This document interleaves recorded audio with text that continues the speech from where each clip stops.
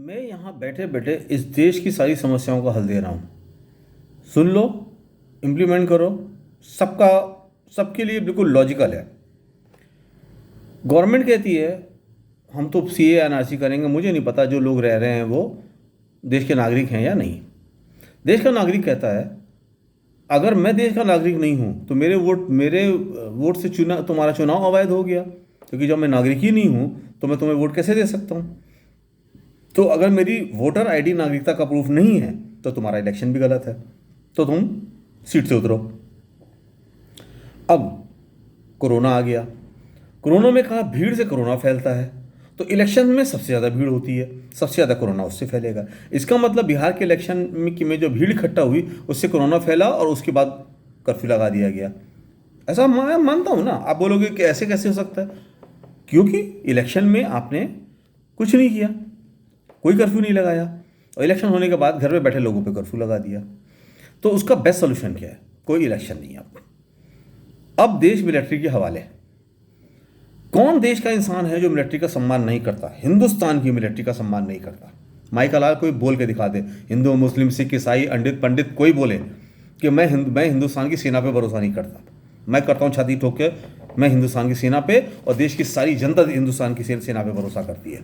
तो देश हिंदुस्तान की सेना के हवाले करो। सारा इलेक्शन कैंसिल, सब कुछ कैंसिल, सारी राजशाही कैंसिल, मुख्यमंत्री प्रधानमंत्री राष्ट्रपति सब कैंसिल। देश में सिर्फ सेना। उसके बाद सेना तय करेगी, सबका डिटेल पेपर देखेगी और ये तय करेगी कि कौन देश का नागरिक है, कौन देश का नागरिक नहीं है, किसके पास प्रूफ है, किसके पास प्रूफ नहीं है। वो ये भी देखेगी क्या सरकार ने कोई ऐसा नियम बनाया था कि आपकी नागरिकता के लिए ये प्रमाण पत्र होना जरूरी है। भाई देश तो चल रहा है, देश में तो कभी किसी ने मांगा ही नहीं कि साहब आपको मुझे आपका ये प्रूफ चाहिए, नागरिकता का प्रूफ चाहिए।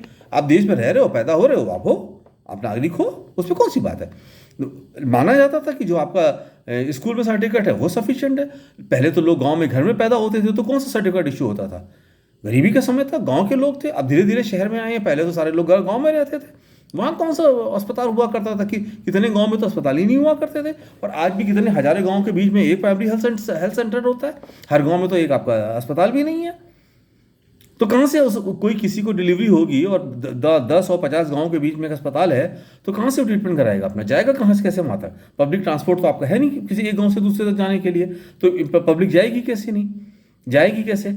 जब पब्लिक जा नहीं सकती, अस्पताल है नहीं, तो हॉस्पिटल का सर्टिफिकेट इशू कौन करेगा? तो ये सारी डिमांड गलत है, गुंडागर्दी है। नंबर 1 सही होता, मैं बताऊं, आप हर गांव के बीच में, एक एक गांव के बीच में पब्लिक ट्रांसपोर्ट अवेलेबल करो।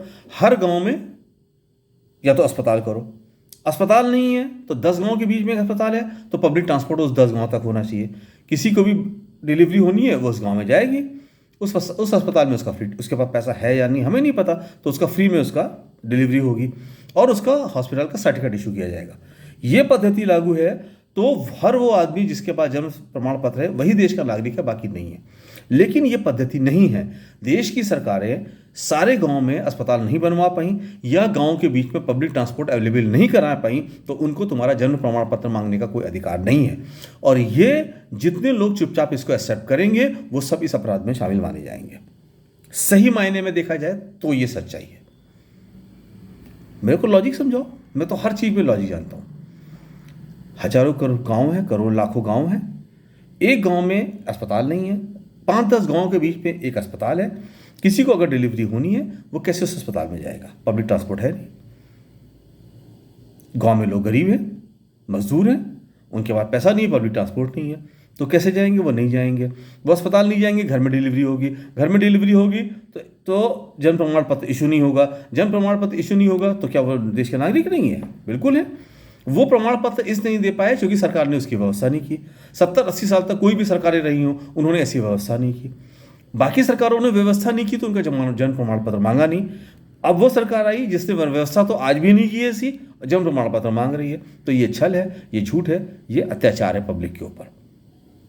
आप पहले वो मांगो। तो सबसे अच्छा तरीका ये है मिलिट्री देश के सेना के हवाले पूरा देश किया जाए।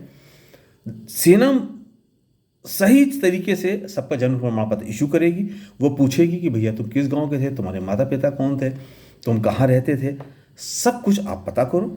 जो है इस देश का रहने वाला, उसका जन्म प्रमाण पत्र बनाओ।